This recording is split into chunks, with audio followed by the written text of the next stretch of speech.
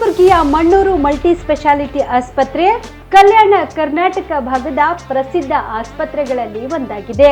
Doctor Farooq Mannur ಸಾರಥ್ಯದಲ್ಲಿ ಅತ್ಯಂತ ಅನುಭವಿ ವೈದ್ಯರಿಂದ ಉತ್ತಮ ಚಿಕಿತ್ಸೆ ನೀಡಲಾಗುತ್ತಿದೆ. ಮಣ್ಣೂರು ಮಲ್ಟಿ ಸ್ಪೆಷಾಲಿಟಿ ಆಸ್ಪತ್ರೆಯಲ್ಲಿ ಸಿಗುವ ಚಿಕಿತ್ಸೆಗಳು: general surgery, laparoscopy surgery, neuro surgery, orthopaedic surgery, plastic surgery, gastro surgery, aqua surgery, gynaecology surgery, general medicine, paediatric, neuro surgery, cardiology, haematology, endocrinology, ENT ಮತ್ತು ophthal, general physician, gynaecology, paediatric, family medicine, urology, nephrology, radiology, dialysis, advance ICU ಮತ್ತು advance OT setup, ಅತ್ಯಾಧುನಿಕ ಸೌಲಭ್ಯವುಳ್ಳ ಕ್ಯಾಸುಲಿಟಿ, ದಿನದ 24 ಗಂಟೆ emergency trauma centre. ಹೆಚ್ಚಿನ ಮಾಹಿತಿಗಾಗಿ ಸಂಪರ್ಕಿಸಿ ಬಾರಾ hills circle, ring ರಸ್ತೆ, Kalaburagi. Phone number 9538786108. BPL ration card ಹಾಗೂ ಆಯುಷ್ಮಾನ್ ಕಾರ್ಡ್ ಫಲಾನುಭವಿಗಳಿಗೆ ಸುಜಿನಿ ಆಸ್ಪತ್ರೆಯಲ್ಲಿ ಉಚಿತ ಚಿಕಿತ್ಸೆ. ಕಲಬುರಗಿಯಲ್ಲಿ ಸ್ತ್ರೀ ರೋಗ ಹಾಗೂ ಮಕ್ಕಳ ಚಿಕಿತ್ಸೆಗಾಗಿಯೇ ಪ್ರತ್ಯೇಕ ಆಸ್ಪತ್ರೆ ಪ್ರಾರಂಭ. ಸುಜಿನಿ ಕಲ್ಯಾಣ ಕರ್ನಾಟಕ ಭಾಗದ ಅತ್ಯಾಧುನಿಕ ತಾಯಿ ಮತ್ತು ಶಿಶುವಿನ ಆರೈಕೆಯ ಆಸ್ಪತ್ರೆ. ಸ್ತ್ರೀ ರೋಗ ತಜ್ಞ ಖ್ಯಾತ ವೈದ್ಯರು ಹಾಗೂ ಮಕ್ಕಳ ತಜ್ಞ ಖ್ಯಾತ ವೈದ್ಯರ ತಂಡದಿಂದ ಕಡಿಮೆ ದರದಲ್ಲಿ ಚಿಕಿತ್ಸೆ, ವಿಶ್ವ ದರ್ಜೆಯ ಉಪಕರಣಗಳ ಮತ್ತು ಅತ್ಯಾಧುನಿಕ ಐಸಿಯು, ಎನ್ಐಸಿಯು ಹಾಗೂ ಇತರೆ ಸೌಲಭ್ಯಗಳಿಂದ ಮಕ್ಕಳಿಗೆ ಗುಣಮಟ್ಟದ ಆರೈಕೆ. ಸುಜಿನಿ ಆಸ್ಪತ್ರೆಯಲ್ಲಿನ ಸೌಲಭ್ಯಗಳು: ದಿನದ 24 ಗಂಟೆಯಲ್ಲಿ ತುರ್ತು ಸೇವೆ, ಹೈ ರಿಸ್ಕ್ ಗರ್ಭಧಾರಣೆ, ಒಬೆಸ್ಟ್ರಿಕ್ ಐಸಿಯು, ನವಜಾತ ಮತ್ತು ಶಿಶು ಐಸಿಯು, ಶಿಶು ಸಂಬಂಧಿತ ಶಸ್ತ್ರಚಿಕಿತ್ಸೆ, ಲ್ಯಾಪ್ರೋಸ್ಕೋಪಿ, ಲಸಿಕಾಕರಣ, ತಜ್ಞ ವೈದ್ಯರ ಸಲಹೆ, ಡಯಾಗ್ನೋಸ್ಟಿಕ್ ಮತ್ತು ಅಲ್ಟ್ರಾಸೌಂಡ್ ಸೇರಿದಂತೆ ಅನೇಕ ಸೌಲಭ್ಯಗಳು ನಿಮ್ಮ ಸುಜಿನಿ ಆಸ್ಪತ್ರೆಯಲ್ಲಿ ಲಭ್ಯ. ಹೆಚ್ಚಿನ ಮಾಹಿತಿಗಾಗಿ ಸಂಪರ್ಕಿಸಿ ಸುಜಿನಿ ಆಸ್ಪತ್ರೆ, ಬಿಗ್ ಬಜಾರ್ ಎದುರುಗಡೆಗೆ, ಕಲಬುರಗಿ. ದೂರವಾಣಿ ಸಂಖ್ಯೆ 08472272727 ಅಥವಾ mobile number 9900427814. Star care multi speciality trauma emergency 24x7 ತುರ್ತು ಚಿಕಿತ್ಸಾ ಸೌಲಭ್ಯವುಳ್ಳ ಆಸ್ಪತ್ರೆ. ಕಲಬುರಗಿ ಜಿಲ್ಲೆಯ ಖ್ಯಾತ ಅನುಭವಿ ವೈದ್ಯ ಡಾಕ್ಟರ್ ಪ್ರಶಾಂತ್ ಮಾಲಿ ಅವರ ನೇತೃತ್ವದಲ್ಲಿ ಅನುಭವಿ ವೈದ್ಯರ ತಂಡದೊಂದಿಗೆ orthopaedic, neuro surgery, general surgery, general medicine, urology, gastro surgery, paediatric, obstetric, gynaecology, cardiology, neurology ಸೇರಿದಂತೆ OPD, IPD, ICU, NICU, ultrasound, 2D echo, laboratory, major OT ಸೌಲಭ್ಯಗಳೊಂದಿಗೆ ಎಲ್ಲ ರೋಗಕ್ಕೂ ಒಂದೇ ಸೂರಿನಡಿ ರಿಯಾಯಿತಿ ದರದಲ್ಲಿ ಸ್ಟಾರ್ ಕೇರ್ ಆಸ್ಪತ್ರೆಯಲ್ಲಿ ದಿನದ 24 ಗಂಟೆ ಎಮರ್ಜೆನ್ಸಿ ಚಿಕಿತ್ಸೆ ನೀಡಲಾಗುವುದು. ಹೆಚ್ಚಿನ ಮಾಹಿತಿಗಾಗಿ ಸಂಪರ್ಕಿಸಿ ಸ್ಟಾರ್ ಕೇರ್ ಮಲ್ಟಿ ಸ್ಪೆಷಾಲಿಟಿ ಆಸ್ಪತ್ರೆ, ಸ್ವಾಭಿಮಾನಿ ಸ್ವದೇಶಿ ಕೇಂದ್ರದ ಮುಂಭಾಗ, ಗುಬ್ಬಿ ಕಾಲನಿ, ಕಲಬುರಗಿ. ಮೊಬೈಲ್ ನಂಬರ್ 9066906614 ಅಥವಾ 8472360239. ನಮಸ್ಕಾರ ವೀಕ್ಷಕರೇ, ಆನ್ ಸ್ಪಾಟ್ ನ್ಯೂಸ್ಗೆ ಸ್ವಾಗತ. ನಾನು ಸಂಗೀತ. 371ನೇ ಜೆ ಕೇವಲ MBBS ಸೀಟುಗಳಲ್ಲಿ ಮಾತ್ರ ಲಾಭದಾಯಕವಾಗಿದೆ ಹೊರತು ಇತರೆ ಕ್ಷೇತ್ರಗಳಲ್ಲಿ ಪರಿಣಾಮಕಾರಿಯಾಗಿ ಅನುಷ್ಠಾನಗೊಂಡಿಲ್ಲ. ಕೈಗಾರಿಕೆ, ಕೃಷಿ, ಆರೋಗ್ಯ, ಪ್ರವಾಸೋದ್ಯಮ ಸೇರಿದಂತೆ ಅನೇಕ ಕ್ಷೇತ್ರಗಳಲ್ಲಿ ಅಭಿವೃದ್ಧಿ ಕಾಣದೇ ಇರುವುದು ದೊಡ್ಡ ದುರಂತದ ಸಂಗತಿಯಾಗಿದೆ ಎಂದು ರಾಜು ಕುಳಗೇರಿ ಕಳವಳ ವ್ಯಕ್ತಪಡಿಸಿದರು. ಕಲಬುರಗಿಯ ಪತ್ರಿಕಾ ಭವನದಲ್ಲಿ ಕರೆದ ಸುದ್ದಿಗೋಷ್ಠಿಯನ್ನು ಉದ್ದೇಶಿಸಿ ಮಾತನಾಡಿದ ಅವರು, ಈ ಭಾಗದ ಸಮಗ್ರ ಅಭಿವೃದ್ಧಿಗಾಗಿ KKRDB ರಚನೆ ಆಗಿ ವರ್ಷಕ್ಕೆ 5,000 ಕೋಟಿ ರೂಪಾಯಿ ಅನುದಾನ ಬಿಡುಗಡೆ ಎಂದು ಪತ್ರಿಕೆಗಳಲ್ಲಿ ಓದಲು ಸಿಗುವುದು ಹೊರತು ವಾಸ್ತವಿಕತೆಯಲ್ಲಿ ಇಲ್ಲ. ಈ 5,000 ಕೋಟಿ ರೂಪಾಯಿ ಅನುದಾನ ಹೆಚ್ಚುವರಿ ಹಣವು ಅಥವಾ ಸಾಮಾನ್ಯವಾಗಿ ಎಲ್ಲ ಇಲಾಖೆಗಳಿಗೆ ರಾಜ್ಯ ಸರ್ಕಾರದಿಂದ ಬರುವ ಸಾಮಾನ್ಯ ಬಜೆಟ್ ಹಣವು ಎಂಬ ಪಾರದರ್ಶಕತೆ ಇಲ್ಲ. DS ನಂಜುಂಡಪ್ಪ ವರದಿ ಪ್ರಕಾರ ವರ್ಷಕ್ಕೆ 2,000 ಕೋಟಿ ರೂಪಾಯಿ 8 ವರ್ಷಗಳವರೆಗೆ 16,000 ಕೋಟಿ ರೂಪಾಯಿ ಹೆಚ್ಚುವರಿ ವಿನಿಯೋಗಿಸಲು ಶಿಫಾರಸು ಮಾಡಿದ್ದಾರೆ. KKRDB ಇಂದ ಬರುವ ಬಜೆಟ್ ಬಗ್ಗೆ ಸ್ಪಷ್ಟನೆ ಇಲ್ಲ. ಉದ್ಯೋಗದಲ್ಲಿ ಕೂಡ ಕ್ಲಾರಿಟಿ ಇಲ್ಲ. ಮೊದಲು 33,000 ಹುದ್ದೆ ಖಾಲಿ ಇವೆ ಎಂದು ಹೇಳಿ ಈಗ 12,000 ಹುದ್ದೆ ಭರ್ತಿಯಾಗಿ 17,000 ಹುದ್ದೆ ಖಾಲಿ ಇರುವವು ಎಂಬ ಗೊಂದಲಮಯ, ಇದರಲ್ಲಿಯೂ ಕೂಡ ಸ್ಪಷ್ಟ ಚಿತ್ರೀಕರಣ ಇಲ್ಲ ಎಂದು ಆರೋಪಿಸಿದರು. ಉಪಸಮಿತಿ ಮಾಡಿದರು, ಸಂಪುಟ ಉಪಸಮಿತಿ. ಇದು ಜಾರಿಯಾಗಲಿಕ್ಕೆ, ಪರಿಣಾಮಕಾರಿ ಜಾರಿಯಾಗಲಿಕ್ಕೆ ಒಂದು ಸಂಪೂರ್ಣ ಉಪಸಮಿತಿ ಮಾಡಿ ಅದಕ್ಕೆ HK ಪಾಟೀಲ್ರಿಗೆ ಅಧ್ಯಕ್ಷ ಮಾಡಿದರು. ಅವಾಗ ನಾವು ವೈಜನಾಪಳ್ಳಿದ್ದಾಗ ನಾವು ಭಾಳ ದೊಡ್ಡ ಪ್ರಮಾಣ ಹೋರಾಟ ಮಾಡಿದ್ವಿ, ನಮ್ಮ ಭಾಗದವ್ರಿಗೆ ಮಾಡಿರಿ, ಆ ಭಾಗದವ್ರಿಗೆ ಕಳಕಳಿ ಇರೋಂಗಿಲ್ಲ, ಅವ್ರಿಗೊಂದು ಈ ಮಣ್ಣಿನ ವಾಸನೆ ಅವ್ರಿಗೆ ಗೊತ್ತಿರೋಂಗಿಲ್ಲ ಅಂತೇಳಿ ಮಾಡಿ, ಆದರೂ ಅದು ಚೇಂಜ್ ಆಗಲಿಲ್ಲ. ಅದಾದ್ಮೇಲೂ ಕೂಡ ಲೋಕನಾಥ್ ಅಂತ ಒಬ್ಬ ಈ ನಮ್ಮ ಭಾಗದವನು ಇರಲಾರ್ದವ ಬೆಂಗಳೂರದ ಒಬ್ಬನಿಗೆ ತಂದು ಇಲ್ಲಿ ಕೂಡಿಸಿದ್ರು.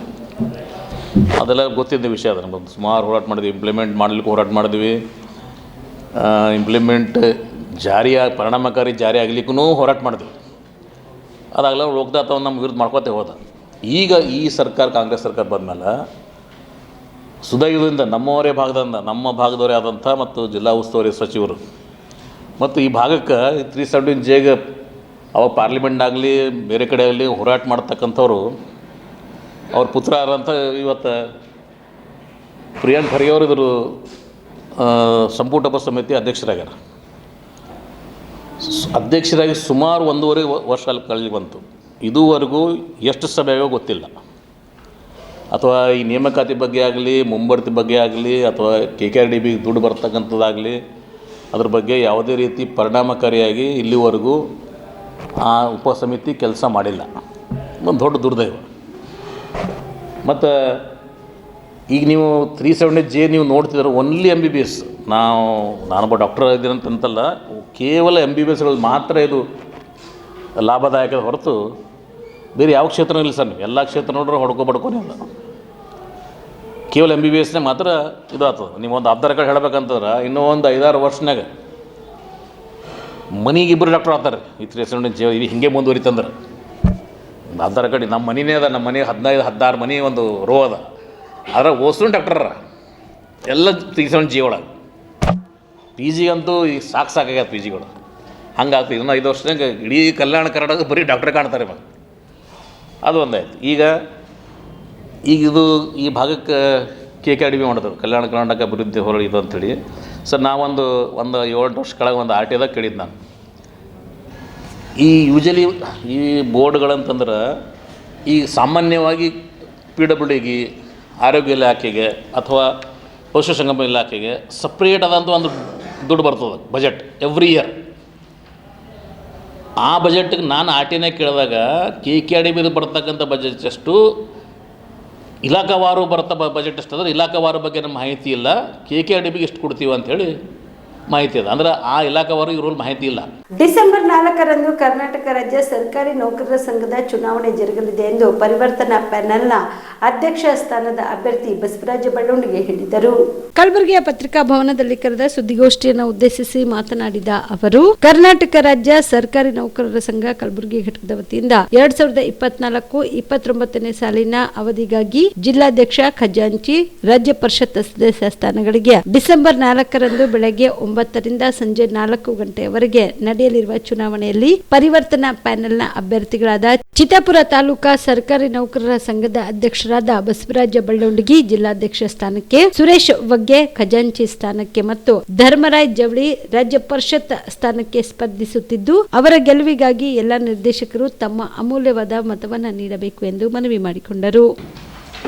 ಕರ್ನಾಟಕ ರಾಜ್ಯ ಸರ್ಕಾರಿ ನೌಕರ ಸಂಘ ಚಿತ್ತಾಪುರ ತಾಲೂಕು ಘಟಕದ 3ನೇ ಬಾರಿಗೆ ಅವಿರೋಧವಾಗಿ ಆಯ್ಕೆಯಾಗಿ ಈ 2024ನೇ ಸಾಲಿನ ಚುನಾವಣೆಯಲ್ಲಿ ಕಲಬುರಗಿ ಜಿಲ್ಲಾ ರಾಜ್ಯ ಸರ್ಕಾರಿ ನೌಕರ ಸಂಘದ ಜಿಲ್ಲಾ ಅಧ್ಯಕ್ಷ ಸ್ಥಾನಕ್ಕೆ ಸ್ಪರ್ಧೆಯನ್ನು ಬಯಸಿದ್ದೇನೆ.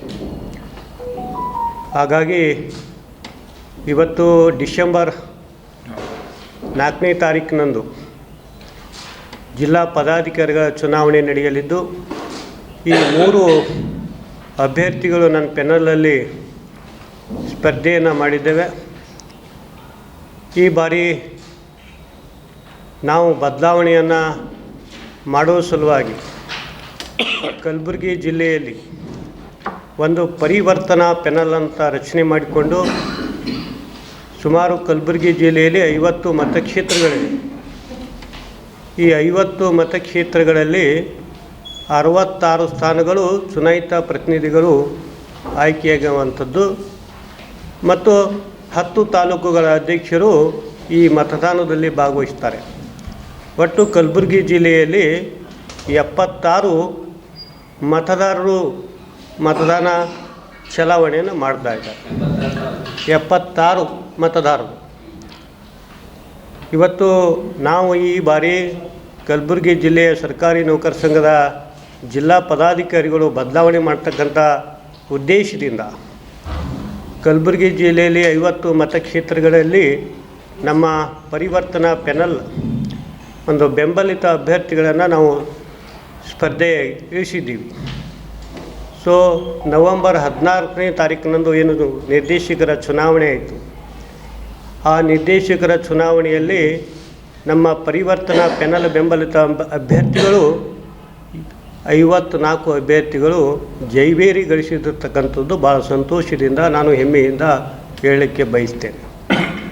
ಯಾಕೆಂದರೆ ಕಲಬುರಗಿ ಜಿಲ್ಲೆಯಲ್ಲಿ ಮತದಾರರು ನೌಕರ ಬಾಂಧವರು ಈ ಬಾರಿ ಬದಲಾವಣೆ ಆಗಲೇಬೇಕಂತಕ್ಕಂಥ ಉದ್ದೇಶದಿಂದ ನಮ್ಮ ಪರಿವರ್ತನಾ ಪೆನಲ್ ಅಭ್ಯರ್ಥಿಗಳಿಗೆ ಜಯವನ್ನು ಕೊಟ್ಟಿರ್ತಕ್ಕಂಥದ್ದು ಇವತ್ತು ನಮಗೆ ಭಾಳ ಸ್ಪಷ್ಟವಾಗಿ ಕಾಣ್ತಾ ಇದೆ.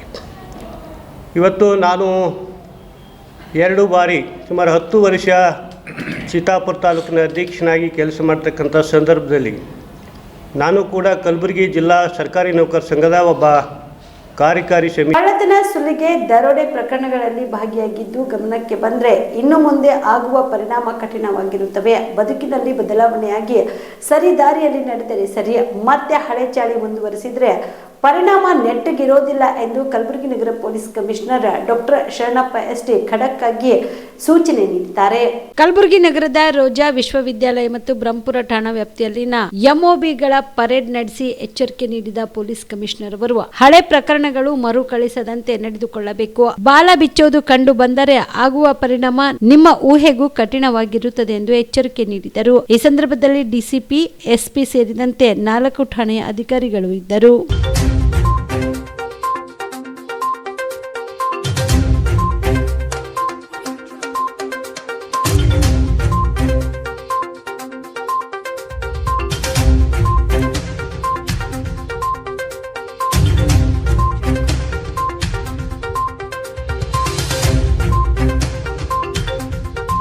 ಚಂದ್ರಶೇಖರ್ ಸ್ವಾಮೀಜಿಯವರ ಪ್ರಕರಣದಲ್ಲಿ ಪೊಲೀಸರು ಕಾನೂನಿನ ದೃಷ್ಟಿಯಲ್ಲಿ ಏನು ಮಾಡಬೇಕೋ ಅದನ್ನು ಮಾಡುತ್ತಾರೆ. ಕಾನೂನಿನ ಚೌಕಟ್ಟಿನೊಳಗೆ ಬಂದರೆ ಕ್ರಮ ತೆಗೆದುಕೊಳ್ಳಲಾಗುತ್ತದೆ, ಇಲ್ಲವಾದರೆ ಇಲ್ಲ ಎಂದು ಮುಖ್ಯಮಂತ್ರಿ ಸಿದ್ದರಾಮಯ್ಯ ಹೇಳಿದರು.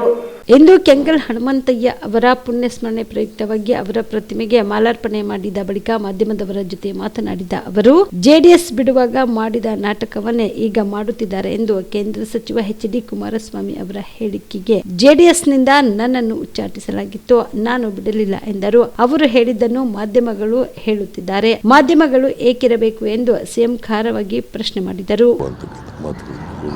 ಚಂದ್ರಶೇಖರ್ ಸ್ವಾಮೀಜಿ ವಿರುದ್ಧ ಎಫ್ಐಆರ್ ಆಗಿರೋದು ದ್ವೇಷಪೂರಿತ ಅಂತ ಬಿಜೆಪಿ ಅವರು ಹೇಳ್ತಿದ್ದಾರೆ ಸರ್. ಇದು ಸಂಬಂಧನ ಅದಕ್ಕೆ ಈ ಕಾನೂನು ಪ್ರಕಾರ ಕಾನೂನು ದೃಷ್ಟಿನಲ್ಲಿ ಏನು ಮಾಡಬೇಕು ಅದನ್ನು ಮಾಡ್ತಾರೆ ಅಷ್ಟೇ. ಕಾನೂನು ಈಗ ಕಾನೂನು ಚೌಕಟ್ಟಿನಲ್ಲಿ ಬರಲಿಲ್ಲ ಅಂದ್ರೆ ಮಾಡಲ್ಲ, ಕಾನೂನು ಚೌಕಟ್ಟಿನಲ್ಲಿ ಬರ್ತೀವಿ ಅಂದ್ರೆ ಮಾಡ್ತಾರೆ ಅಷ್ಟೇ. ಸರ್, ಸಮಾವೇಶದ ಬಗ್ಗೆ ಮಾತಾಡಿದ ಕುಮಾರಸ್ವಾಮಿ ಅವರು ಹಿಂದೆ ಜೆಡಿಎಸ್ ಬಿಡುವಾಗ ಸಿದ್ದರಾಮಯ್ಯ ಅವರು ಹೇಗೆ ನಾಟಕ ಶುರು ಮಾಡಿದ್ರು, ಈಗ ಅದೇ ಶುರು ಮಾಡಿದ್ದಾರೆ. ನಾನು ಬಿಡಲಿಲ್ಲ, ಎಕ್ಸ್ಪೆಲ್ ಮಾಡಿಬಿಟ್ರು ನನ್ನನ್ನು. ನೀವು ಅದನ್ನೇ ತಪ್ಪು ತಿಳ್ಕೊತೀರಿ. ಅಲ್ಲ, ಅವ್ರು ಹೇಳಿದ್ದು ನಾವು ಅವ್ರು ಹೇಳಿದ್ದು ಅವ್ರು ಸುಳ್ಳು ಹೇಳ್ತಾರೆ. ನಿಮಗೇನು ನಿಮ್ದೇನು ಹಾಗಾದ್ರೆ ವಾಟ್ ಈಸ್ ಯುವರ್ ರೋಲ್? ಅವ್ರು ಹೇಳೋದದ್ದು ನೀವು ಹೇಳೋದಾದ್ರೆ ನಿಮ್ದೇನು ರೋಲು? ಮಾಧ್ಯಮ ಯಾಕಿರ್ಬೇಕು ಹಾಗಾದ್ರೆ? ಕೇಂದ್ರ ಮಂತ್ರಿ ನಾನು ಕೇಂದ್ರ ಮಂತ್ರಿ ಆಗ್ಬಿಟ್ರೆ ಸುಳ್ಳು ಹೇಳಿದ್ರೆ ಬರೀಬೇಕಾ? ಇಲ್ಲ ಸರ್, ನಾವು ಹಾಗೆ ಹೇಳ್ತಿಲ್ಲ ಸರ್. ಮತ್ತೆ ನೋಡ್ರಿ, I have been expelled from mister Devegowda. I have not left the party. ಇವತ್ತಾರು ತಿಳ್ಕೊಳ್ಳಿ ನೀವು. ಗೊತ್ತು ಸರ್, ಈ ವಿಚಾರ ಗೊತ್ತು ಸರ್. ಸ್ಪಷ್ಟವಾಗಿ ಇನ್ಮೇಲೆ ಪಕ್ಷ ಬಿಟ್ಟರು ಅದಕ್ಕೋಸ್ಕರ ಮಾಡಿದ್ರು ಆ ಥರ ಬರಿಬೇಡಿ, ಗೊತ್ತಾಯ್ತಾ? ನನ್ನನ್ನು ಎಕ್ಸ್ಪೆಲ್ ಮಾಡಿಬಿಟ್ರು. ಎಕ್ಸ್ಪೆಲ್ ಮಾಡಿದ್ಮೇಲೆ ನಾನು ಬೇರೆ ದಾರಿ ಇಲ್ಲದೇ ಅಹಿಂದ ಸಂಘಟನೆ ಮಾಡೋಕ್ಕೆ ಶುರು ಮಾಡಿದೆ, ಅಹಿಂದ ಸಮಾವೇಶಗಳನ್ನು ಮಾಡಿದೆ. ಹಾಸನದಲ್ಲೂ ಕೂಡ ಅಹಿಂದ ಸಮಾವೇಶ ಮಾಡಿದ್ದು. ಈಗ ಇದು ಮಾಡ್ತಾ ಇರ್ತಕ್ಕಂಥದ್ದು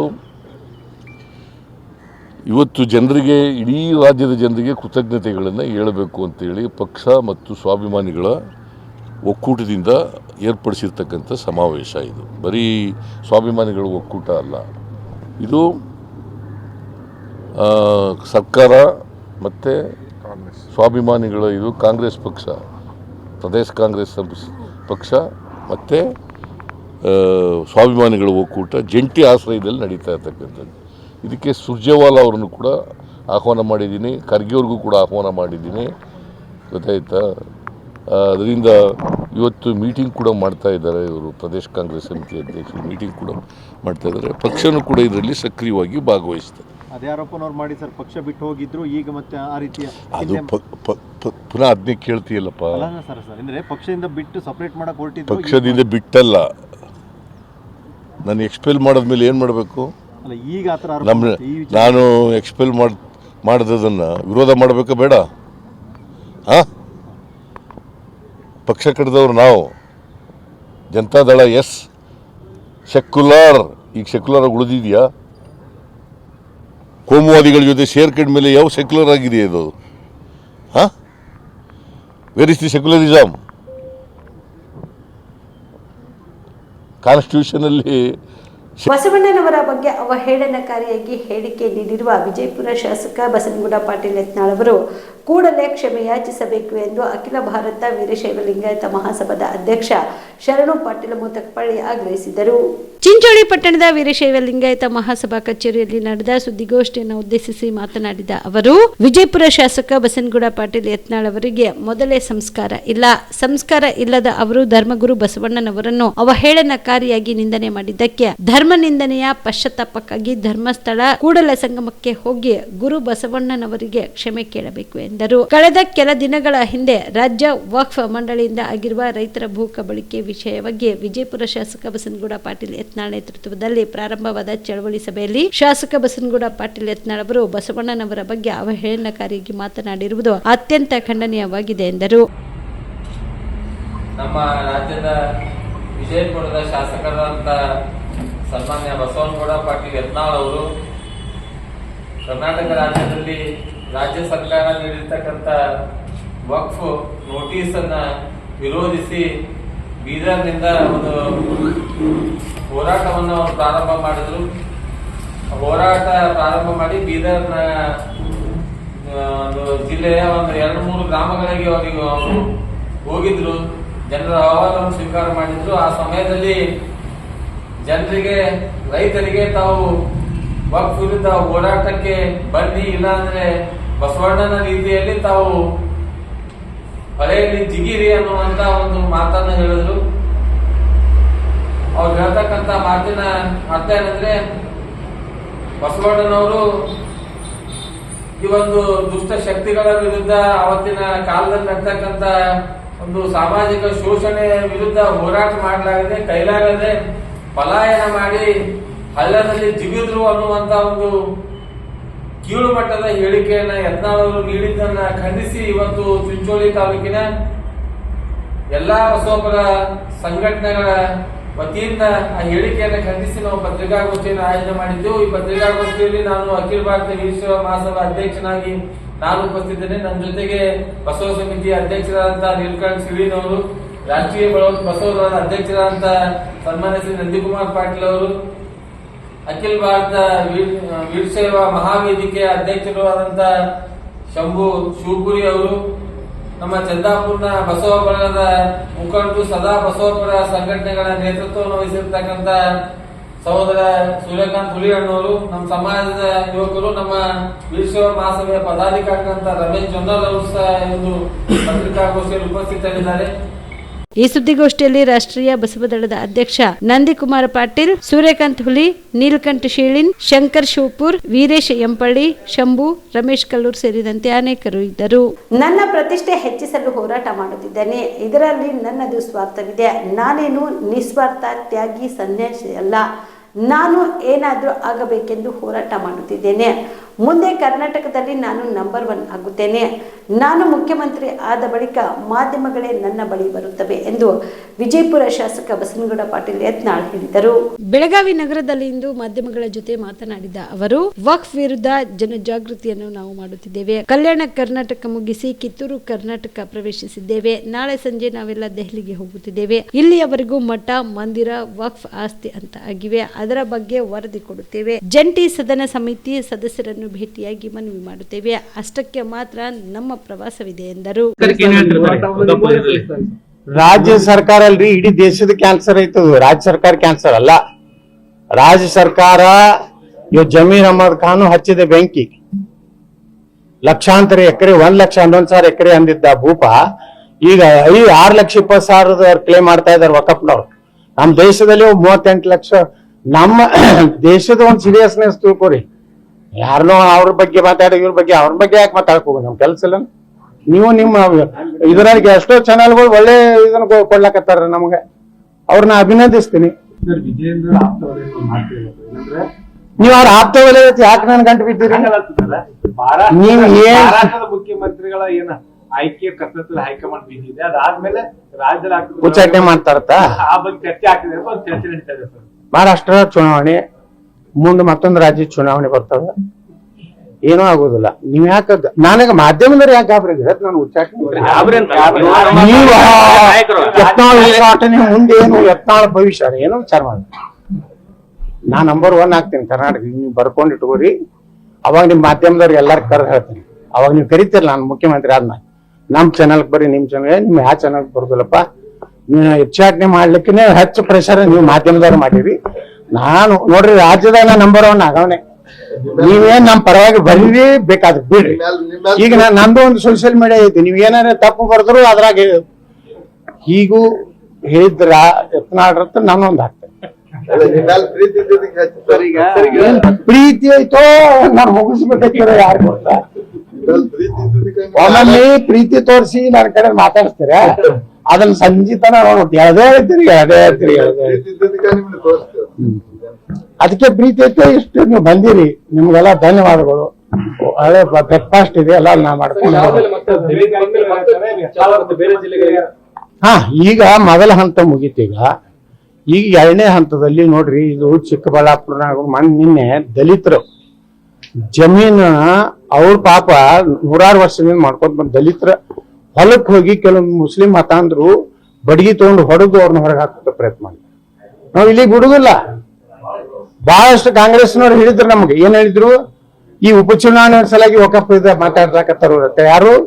DK ಶಿವಕುಮಾರ್ ಹೇಳಿದ್ರು, ಸಿದ್ದರಾಮಯ್ಯ ಹೇಳಿದ್ರು. ಇದು ಆದ್ಮ್ಯಾಗ ಅವ್ರು ಬಂದ್ ಮಾಡ್ತಾರ ಬಾಯಿ ಅಂತೇಳಿ. ನಾವೇನ್ ಬಂದ್ ಮಾಡಿವನ್ರಿ? ಈಗ ಯಾರು ಚುನಾವಣೆ ಅದನ್ರಿ? ನಮ್ದು 3.5 ವರ್ಷ ಚುನಾವಣೆ ಐತಿ.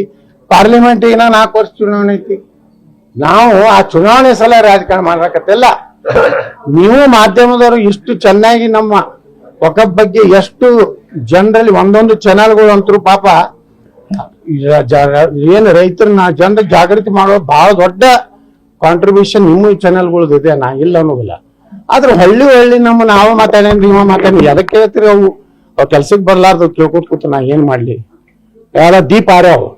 ಆ ದೀಪ ಆರಿದ ಬಗ್ಗೆ ನೀವು ದೀಪವನ್ನು ಹೇಗೆ ಹಚ್ಚುತ್ತೀರಾ ಅಂತ ಕೇಳಿದ್ರೆ. ಕಲಬುರಗಿ ನಗರದ ಪತ್ರಿಕಾ ಭವನದ ಸಭಾಂಗಣದಲ್ಲಿ ಸಂವಿಧಾನ ಸಮರ್ಪಣಾ ದಿನಾಚರಣೆ ಆಚರಿಸಲಾಯಿತು. Doctor BR Ambedkar integrated research institute ಹಾಗೂ ಹೈದರಾಬಾದ್ ಕರ್ನಾಟಕ ಸಿದ್ಧಾರ್ಥ ಸೇವಾ ಸಂಸ್ಥೆ ಕಲಬುರಗಿ ಇವರ ಸಂಯುಕ್ತಾಶ್ರಯದಲ್ಲಿ ಇಂದು ಸಂವಿಧಾನ ಸಮರ್ಪಣಾ ದಿನಾಚರಣೆ ದಿನದ ಪ್ರಯುಕ್ತ ಸನ್ಮಾನ ಹಾಗೂ ವಿದ್ಯಾರ್ಥಿಗಳಿಗೆ ಬಹುಮಾನ ವಿತರಣೆ ಸಮಾರಂಭ ಜರುಗಿತು. ಕಾರ್ಯಕ್ರಮವನ್ನು ವೇದಿಕೆ ಮೇಲಿರುವ ಅತಿಥಿ ಗಣ್ಯರು ಸಸಿಗೆ ನೀರು ಹಾಕುವುದರ ಮೂಲಕ ಉದ್ಘಾಟಿಸಿದರು. ಇನ್ನು ಕಾರ್ಯಕ್ರಮವನ್ನು ಉದ್ದೇಶಿಸಿ ಉದ್ಯಮಿ ಕೃಷ್ಣ ಜಿ ಕುಲಕರ್ಣಿ ಮಾತನಾಡಿದರು. ನನ್ನ ವಿದ್ಯಾರ್ಥಿಗಳಿಗೂ ಜೀವನದಲ್ಲಿ ಮುಂದಿನ ಏಳಿಗೆಗಾಗಿ ಯಾವುದೇ ಅದು ಯಾವಾಗ ಬರ್ತದೆ? ನಾವು ಸಂವಿಧಾನ ಬರ್ತಿದ್ರೆ ಆ ಒಂದು ನಿಟ್ಟಿನಲ್ಲಿ ತಾವೆಲ್ಲರೂ ಕೂಡ ಸಂವಿಧಾನವನ್ನು ವೈಜ್ಞಾನಿಕವಾಗಿ ನಮ್ಮ ಜಂಟಿ ನಿರ್ದೇಶಕರು ಹೇಳಿದಂಗೆ ವೈಜ್ಞಾನಿಕವಾಗಿ ಅಭ್ಯಾಸ ಮಾಡಿ ಅದನ್ನು ನಾವೆಲ್ಲರೂ ಕೂಡ ನಿತ್ಯ ಜೀವನದಲ್ಲಿ ಅಳವಡಿಸ್ಕೊಳ್ಬೇಕು. ಯಾಕಂದ್ರೆ ಸಂವಿಧಾನ ನಮ್ಗೇನು ಹೇಳ್ತದೆ? ಸಮಾನತೆ, ಎಲ್ಲರಿಗೂ ಸಮಾನವಾದಂಥ ಅವಕಾಶದ ಸಂವಿಧಾನ ಪ್ರಕಾರ. ಆದ್ದರಿಂದ ಅದನ್ನು ನಾವೆಲ್ಲರೂ ಕೂಡ ಅಧ್ಯಯನ ಮಾಡಿ ದಿನನಿತ್ಯದ ಜೀವನದಲ್ಲಿ ಅದನ್ನು ಅಳವಡಿಸ್ಕೊಂಡ್ರೆ ನಾವು ಮುಂದುವರಿಯೋದ್ರಲ್ಲಿ ಯಾವುದೋ ಸಂಶಯವಿಲ್ಲ. ಅದನ್ನೆಲ್ಲರೂ ಕೂಡ ಮಾಡ್ಬೇಕಂತ ತಿಳ್ಕೊಂಡು ತಮಗೆಲ್ಲರಿಗೂ ಮನವಿ ಮಾಡಿ ನಾನು 2 ಮಾತುಗಳನ್ನು ಮುಗಿಸ್ತೇನೆ. ಯಾಕಂದ್ರೆ ಸಮಯ ಬಹಳ ಆಗಿದೆ. ಈ ಸಂದರ್ಭದಲ್ಲಿ ಡಾಕ್ಟರ್ ಸುನಿಲ್ ವಂಟಿ ಸೇರಿದಂತೆ ಅನೇಕ ಗಣ್ಯರು ಉಪಸ್ಥಿತರಿದ್ದರು. ಬಳ್ಳಾರಿ ಜಿಲ್ಲೆಯಲ್ಲಿ ಬಾಣಂತಿಯರ ಸಾವು ಪ್ರಕರಣ ರಾಜ್ಯವನ್ನೇ ಬೆಚ್ಚಿ ಬೀಳಿಸಿದೆ. 10 ತಿಂಗಳಲ್ಲಿ ರಾಜ್ಯದಲ್ಲಿ 111 ನವಜಾತ ಶಿಶುಗಳು ಸಾವನ್ನಪ್ಪಿವೆ. ಮೆಡಿಕಲ್ ಮಾಫಿಯಾದಿಂದ ಜನರಲ್ಲಿ ಆತಂಕ ಹೆಚ್ಚಾಗಿದೆ ಎಂದು ವಿಪಕ್ಷ ನಾಯಕ ಆರ್ ಅಶೋಕ್ ಹೇಳಿದರು. ಬಳ್ಳಾರಿಯಲ್ಲಿ ಸುದ್ದಿಗಾರರೊಂದಿಗೆ ಮಾತನಾಡಿದ ಅವರು, 4 ಬಾಣಂತಿಯರು ಸಾವನ್ನಪ್ಪಿದ್ದಾರೆ. ಮೆಡಿಕಲ್ ಮಾಫಿಯಾದಿಂದ ಜನರಲ್ಲಿ ಆತಂಕ ಹೆಚ್ಚಾಗಿದೆ. IV ಗ್ಲೂಕೋಸ್ ಕೊಟ್ಟ ನಂತರ ಬಾಣಂತಿಯರು ಅಸ್ವಸ್ಥಗೊಂಡಿದ್ದಾರೆ. ಕಳಪೆ ಗುಣಮಟ್ಟದ ಕೆಮಿಕಲ್ ಇದು, ಔಷಧಿ ಅಲ್ಲ. ಇದೊಂದು ಕೊಲೆ ಮಾಡೋ ಕೆಮಿಕಲ್. ಈ ಔಷಧಿ ಕೊಟ್ಟ ನಂತರ ಬಹು ಅಂಗಾಂಗಗಳು ವೈಫಲ್ಯ ಆಗುತ್ತವೆ. ಅಮಾಯಕ ತಾಯಂದಿರು ಸಾವನ್ನಪ್ಪಿದ್ದಾರೆ. ಈ ಕಂಪನಿಯ ಔಷಧಿ ತರಲು ಅನುಮತಿ ನೀಡಿದ್ದು ಯಾರು? ಕಳೆದ 6 ತಿಂಗಳಿನಿಂದ ಡ್ರಗ್ ಕಂಟ್ರೋಲರ್ ಈ ಔಷಧಿ ಬಳಕೆ ಮಾಡಬಾರದು ಅಂತ ಹೇಳಿದ್ದಾರೆ. ಈ ಔಷಧಿಗಳನ್ನು ಬಳಸಲು ಅನುಮತಿ ಮಾಡಿದ್ದ ಬಲಾಢ್ಯರು ಯಾರು ಎಂದು ಪ್ರಶ್ನಿಸಿದರು. ಕಳಪೆ ಗುಣಮಟ್ಟದ್ದು ಅಂತ ಗೊತ್ತಿದ್ರು ಸರ್ಕಾರ ಯಾಕೆ ಖರೀದಿ ಮಾಡಿದ್ದು? ಇದಕ್ಕೆ ಯಾರ ಚಿತಾವಣೆ? ಸರ್ಕಾರಕ್ಕೆ ಬಡವರ ಜೀವದ ಬೆಲೆ ಗೊತ್ತಿಲ್ವಾ ಎಂದು ಕಿಡಿಕಾರಿದರು. ಇಮಿಡಿಯೇಟ್ ಆಗಿ ನಾರ್ಮಲಿ ಲಿವರ್ ಫೇಲ್ಯೂರ್ ಆಗೋದು ಬಹಳ ಟೈಮ್ ತಗೊಳುತ್ತೆ. ಒಂದು ತಿಂಗಳು, 3 ತಿಂಗಳು, 1 ವರ್ಷ ಬೇಕು ಲಿವರ್ ಫೇಲ್ ಆಗಬೇಕಾದ್ರೆ. ಇದು ಈ ಮೆಡಿಸಿನ್ ಕೊಟ್ಟ ತಕ್ಷಣನೇ 2 ಗಂಟೆಯಲ್ಲಿ ಲಿವರ್ ಕೂಡ ಫೇಲ್ ಆಗುತ್ತೆ. ಇಮಿಡಿಯೇಟ್ ಆಗಿ BP ಲೋ ಬಂದ್ಬಿಟ್ಟಿದೆ, ಹೈ ಅಲ್ಲ, ಲೋ ಬಂದ್ಬಿಟ್ಟಿದೆ. BP ಲೋ ಬಂದಿದೆ ಅಂದರೆ ಎಂಟೈರ್ ಆರ್ಗನ್ ಮನುಷ್ಯನಲ್ಲಿ ಇರ್ತಕ್ಕಂಥ ಈ ಡಯಾಲಿಸಿಸ್ ಮಾಡುವಂಥದ್ದು, ಮೇಂಟೈನ್ ಮಾಡುವಂಥದ್ದು, ಇವೆಲ್ಲ ಆರ್ಗನ್ಸ್ ಏನಿದೆ, ಲಿವರು, ಕಿಡ್ನಿ, ಇವೆಲ್ಲನೂ ಕೂಡ ಇಮಿಡಿಯೇಟ್ 1 ಅವರಲ್ಲಿ ಫೇಲ್ಯೂರ್ ಆಗಿ ಇವತ್ತು ಅಮಾಯಕ ತಾಯಂದಿರು ಸತ್ತಿದ್ದಾರೆ. ಈ ಡ್ರಗ್ನ ಯಾರ ಇನ್ಫ್ಲೂಯೆನ್ಸ್ ಮೇಲೆ ಇಲ್ಲಿ ಬಂತು, ಕರ್ನಾಟಕಕ್ಕೆ ಬಂತು? ಯಾರ ಇನ್ಫ್ಲೂಯೆನ್ಸ್ ಮೇಲೆ? ನನಗಿರುವಂಥ ಮಾಹಿತಿ ಪ್ರಕಾರ, ನನಗೆ ಬೆಳಗ್ಗೆ ದಾಖಲೆಗಳನ್ನು ಕೆಲವರು ಕಳಿಸಿದ್ದಾರೆ. ಆ ದಾಖಲೆ ಪ್ರಕಾರ ಹಿಂದೆ ಇದ್ದಂಥ ಡ್ರಗ್ ಕಂಟ್ರೋಲರ್ 6 ತಿಂಗಳಿಂದನೇ ಹೇಳಿದ್ದಾರೆ, ಇದು ಡ್ರಗ್ಗು ಸರಿ ಇಲ್ಲ, ಇದು ಈ ಕಂಪನಿ ಸರಿ ಇಲ್ಲ, ಈ ಮೆಡಿಸನ್ನ ತಗೊಬಾರ್ದು ಅಂತೇಳಿ 6 ತಿಂಗಳಿಂದನೇ ಡ್ರಗ್ ಕಂಟ್ರೋಲರ್ ಅವರು ಸೂಚನೆ ಕೊಟ್ಟಿದ್ದಾರೆ. ಎಲ್ಲ ತಗೊಬಾರ್ದು ಅಂತ ಸರ್ಕಾರಕ್ಕೂ ವಿನಂತಿ ಮಾಡಿದ್ದಾರೆ. ಮತ್ತೆ ಈ ಡ್ರಗ್ಗು ಈಗ ಯಾರು ಡ್ರಗ್ ಕಂಟ್ರೋಲ್ ಸಸ್ಪೆಂಡ್ ಆಗಿದ್ದಾನಲ್ಲ, ಅವ್ನು ಬಂದು 2 ತಿಂಗಳಾಗೈತೆ ಸಸ್ಪೆಂಡ್ ಆಗಿರೋದು. ಈಗ ಬಂದು ಡ್ರಗ್ ಕಂಟ್ರೋಲ್ ಅವ್ನು ಬಂದೇ 2 ತಿಂಗಳಾಗಿದೆ. ಹಿಂದೆ ಇದ್ದಂಥ ಡ್ರಗ್ ಕಂಟ್ರೋಲರ್ ಇದನ್ನು ಯೂಸ್ ಮಾಡಬಾರ್ದು ಅಂತ ಕೊಟ್ಟಿದ್ದಾರೆ. ಇಷ್ಟೆಲ್ಲ ಯೂಸ್ ಮಾಡಬಾರ್ದು ಅಂತಿದ್ರು ಕೂಡ ಯಾವ ಬಲಾಢ್ಯ ಕೈ, ಯಾವ ಕಾಣದ ಕೈ ಈ ಡ್ರಗ್ಗನ್ನೇ ತಗೋಬೇಕು ಅಂತೇಳಿ ಇನ್ಫ್ಲೂಯೆನ್ಸ್ ಮಾಡ್ತು. ಅದು ಇವತ್ತು ಬಹಳ ಮುಖ್ಯವಾದಂಥ ವಿಚಾರ. ಯಾರು ಇನ್ಫ್ಲೂಯೆನ್ಸ್ ಮಾಡಿದವರು ಇದೇ ಡ್ರಗ್ ತಗೋಬೇಕು ಅಂತೇಳಿ? ಇದನ್ನ ರೆಕಮೆಂಡ್ ಮಾಡಿದವರು ಯಾರು? ಹಿಂದೆ ಇದ್ದಂಥ KS MCL ನಿರ್ದೇಶಕ ಚಿದಾನಂದ್ ಅವರು, ಚಿದಾನಂದ್ ವಟಾರೆ, ಜನರಲ್ ಮ್ಯಾನೇಜರ್ ರಘುನಂದನ್ ಅವರು, ಹಿಂದೆ ಅಂದಿನ ಇದು ರೆಕಮೆಂಡ್ ಮಾಡಿದವರು. ಚಿದಾನಂದ್ ವಟಾರೆ, ಜನರಲ್ ಮ್ಯಾನೇಜರ್ ರಘುನಂದನ್ ಅವರು, ಪರಿವೀಕ್ಷಕರಾದಂಥ ನಂದಿನಿ ಶೈಲಾವತಿ ಈ ಸಂಸ್ಥೆಗೆ ಸರಬರಾಜು ಮಾಡೋಕ್ಕೆ ಅನುಮತಿ ನೀಡಿದಂಥವ್ರು ಇವರು.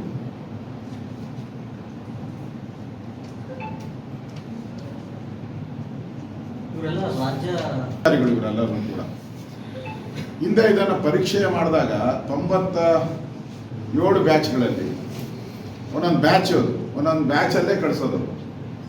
ಅದರಲ್ಲಿ 97 ಬ್ಯಾಚ್ಗಳಲ್ಲಿ 97 ಬ್ಯಾಚ್ಗಳಲ್ಲಿ 23 ಬ್ಯಾಚ್ಗಳು ಆಲ್ಮೋಸ್ಟ್ ಆಲ್ 50%, 40 to 50% ಕಳಪೆ ಗುಣಮಟ್ಟದ್ದು ಎಂದು ವರದಿ ನೀಡಿತು. ಮೆಡಿಸಿನಲ್ಲಿ 1% ಏನಾನ ಹೆಚ್ಚು ಕಮ್ಮಿ ಇದ್ದರೂ ಕೂಡ ರೋಗಿಗಳಿಗೆ ಅಪಾಯ. ಅಂಥದ್ರಲ್ಲಿ 40% ಔಷಧಿಗಳು ಕಳಪೆ ಅಂತೇಳಿ ಅವತ್ತಿ ಡ್ರಗ್ ಕಂಟ್ರೋಲರು ವರದಿ ಮಾಡಿದರು. ಇಷ್ಟು ವರದಿ ಆದ್ಮೇಲೂ ಕೂಡ ಇದೇ ಡ್ರಗ್ ಬೇಕು ಅಂತ ಸರ್ಕಾರ ಯಾಕೆ ಪರ್ಚೇಸ್ ಮಾಡೋ ಸರ್ಕಾರ ಯಾರ ಚಿತಾವಣೆ ಇದೆ? ಮಹಾಮಾನವತಾವಾದಿ ಬಸವಣ್ಣನವರ ಬಗ್ಗೆ ಅವಹೇಳನಕಾರಿ ಮತ್ತು ಲಘುವಾಗಿ ಮಾತನಾಡಿರುವ ಬಿಜೆಪಿ ಶಾಸಕ ಬಸವನಗೌಡ ಪಾಟೀಲ್ ಯತ್ನಾಳ್ ಒಬ್ಬ ಜೋಕರ್ ಅವರೊಬ್ಬ ಮಾನಸಿಕ ರೋಗಿ ಆಗಿದ್ದು ಚಿಕಿತ್ಸೆ ಪಡೆಯುವುದು ಅಗತ್ಯವಿದೆ ಎಂದು ಅರಣ್ಯ ಸಚಿವ ಈಶ್ವರ್ ಖಂಡ್ರೆ ಹೇಳಿದರು. ಬೀದರ್ ನಗರದಲ್ಲಿ ಸುದ್ದಿಗಾರರೊಂದಿಗೆ ಮಾತನಾಡಿದ ಅವರು, ಬಸವಣ್ಣ ಒಬ್ಬ ಸಮಾಜ ಸುಧಾರಕ, ಸಮಾಜ ನಿರ್ಮಾಣಕ್ಕೆ ಕ್ರಾಂತಿಗೈದ ಮಹಾಪುರುಷರು. ಹೀಗಾಗಿ ಸರ್ಕಾರ ಅವರನ್ನು ಕರ್ನಾಟಕದ ಸಾಂಸ್ಕೃತಿಕ ನಾಯಕ ಎಂದು ಘೋಷಿಸಿದೆ. ಇಡೀ ವಿಶ್ವವೇ ಅವರ ಚಿಂತನೆಗಳ ಬಗ್ಗೆ ಅಧ್ಯಯನ ಮಾಡುತ್ತಿರುವ ಸಂದರ್ಭದಲ್ಲಿ ಯತ್ನಾಳ್ ಇತಿಹಾಸದ ಅರಿವಿಲ್ಲದೆ ಆರ್ಎಸ್ಎಸ್ಗರನ್ನ ಖುಷಿಪಡಿಸಲು ಮತ್ತು ಬಿಜೆಪಿಯಲ್ಲಿನ ಆಂತರಿಕ ಕಲಹಗಳನ್ನ ಸ್ವಾರ್ಥಕ್ಕಾಗಿ ಬಳಸಿಕೊಳ್ಳಲು ಈ ರೀತಿ ಹೇಳಿಕೆ ನೀಡುತ್ತಿದ್ದಾರೆ ಎಂದು ಖಂಡ್ರೆ ಕಿಡಿಕಾರಿದರು. ಮತ್ತೆ ಇವತ್ತು ಬಸನಗೌಡ ಯತ್ನಾಳ್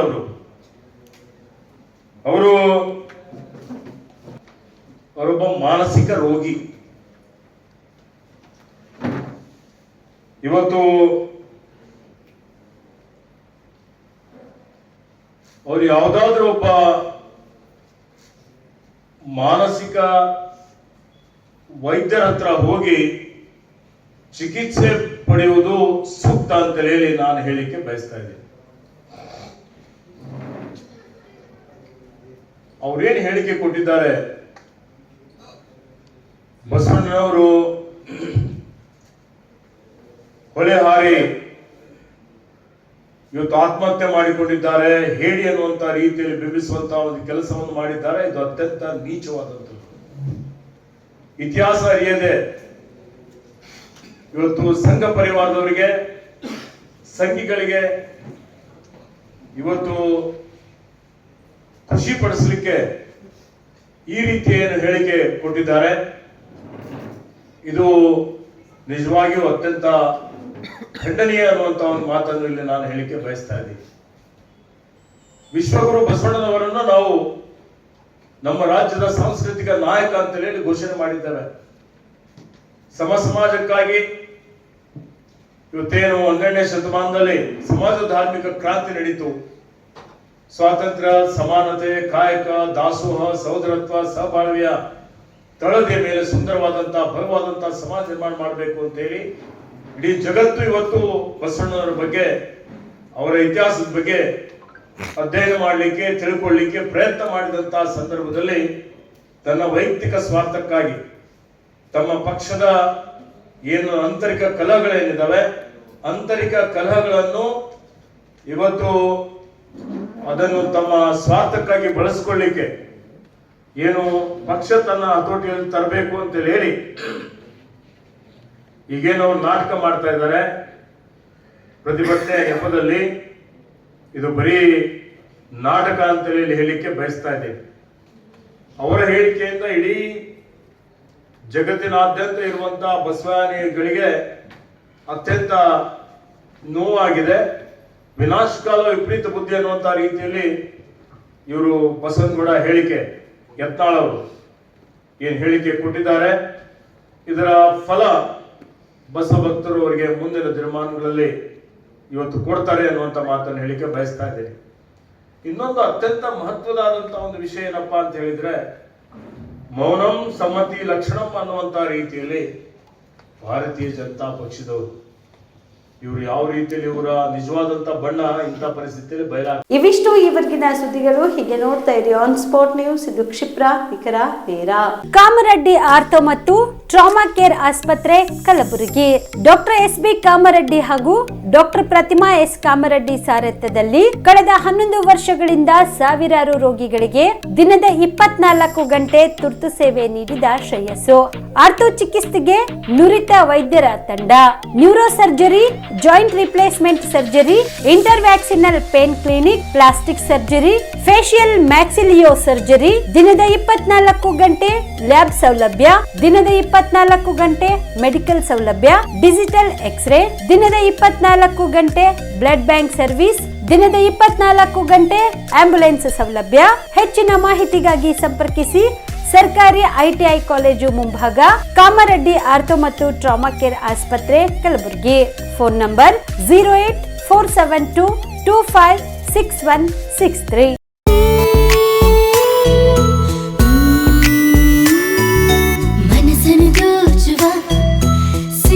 ಚಂದವೋ ಚಟ್ಟನೆ ಸೆಳೆಯುವ ಸಿರೆ ಅಂದವೋ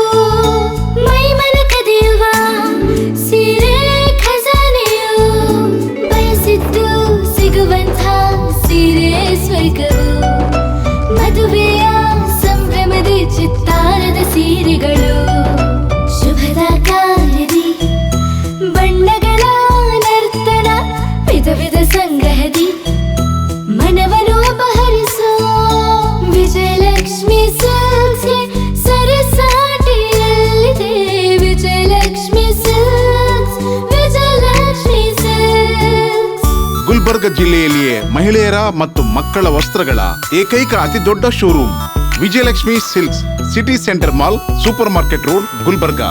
ನಿಮ್ಮ ಮನೆಯಲ್ಲಿ ಮದುವೆ ಇದೆಯಾ? ಮದುಮಗ ಸೇರಿದಂತೆ ಸಂಬಂಧಿಕರಿಗೆ, ಸ್ನೇಹಿತರಿಗೆ ಬಟ್ಟೆ ಖರೀದಿ ಮಾಡೋದಿದೆಯಾ? 10 ಅಂಗಡಿಗೆ ಹೋಗಿ ಬಟ್ಟೆ ಹುಡುಕುವ ಬದಲು ಎಲ್ಲಾ ರೀತಿಯ ಹಬ್ಬಗಳ, ಮದುವೆ, ಶುಭ ಸಮಾರಂಭ ಸೇರಿದಂತೆ ಎಲ್ಲಾ ರೀತಿಯ ಬಟ್ಟೆಗಳು ಇದೀಗ ಒಂದೇ ಸೂರಿನಡಿಯಲ್ಲಿ ಕಲ್ಪಿಸಿದ್ದಾರೆ. ಹಾಗಾದ್ರೆ ಚಿಂತೆ ಬಿಡಿ. ನಿಮ್ಮ ಕಲಬುರಗಿಯಲ್ಲಿ ಮೀರಾ ಮೆನ್ಸ್ ಅವೆನ್ಯೂ ಪುರುಷರ ಬಟ್ಟೆಗಳಿರುವ ಬೃಹತ್ ಶೋರೂಮ್ ಪ್ರಾರಂಭಿಸಿದ್ದಾರೆ. ಇಲ್ಲಿ Manyavar, Black Berry, Jack and Jones, Rare Rabbit, Spykar, Indian Terrain, Arrow, Mufti, US Polo ಸೇರಿದಂತೆ ಎಲ್ಲ ರೀತಿಯ ಬ್ರಾಂಡೆಡ್ ಬಟ್ಟೆಗಳು ಇಲ್ಲಿ ಲಭ್ಯ. ಇನ್ನೊಂದು ವಿಶೇಷ ಏನೆಂದ್ರೆ ಮದುಮಗನಿಗೆ ಹಾಗೂ ಸಂಬಂಧಿಕರಿಗೆ ಮದುವೆಗೆ ಬೇಕಾದ ಎಲ್ಲ ರೀತಿಯ ಬಟ್ಟೆ, ಸೂಟ್, ಶೇರ್ವಾನಿ, ಜೋಧ್ಪುರಿ, ಬ್ಲೇಸರ್, ಪೇಟಾ, ಶೂಸ್ ಸೇರಿದಂತೆ ಎಲ್ಲ ರೀತಿಯ ವಸ್ತುಗಳು ಇಲ್ಲಿ ರಿಯಾಯಿತಿ ದರದಲ್ಲಿ ಲಭ್ಯ. ಮತ್ತೆ ತಡ, ಹಿಂದೆ ಭೇಟಿ ನೀಡಿ. ಕಲ್ಯಾಣ ಕರ್ನಾಟಕದ ಬೃಹತ್ ಬಟ್ಟೆ showroom Meera men's avenue, Lahoti petrol bunk ಮುಂಭಾಗ, ತಿಮ್ಮಾಪುರಿಗೆ ಹೋಗುವ ರಸ್ತೆ, ಕಲಬುರಗಿ. ಹೆಚ್ಚಿನ ಮಾಹಿತಿಗಾಗಿ ಸಂಪರ್ಕಿಸಿ 9916745499.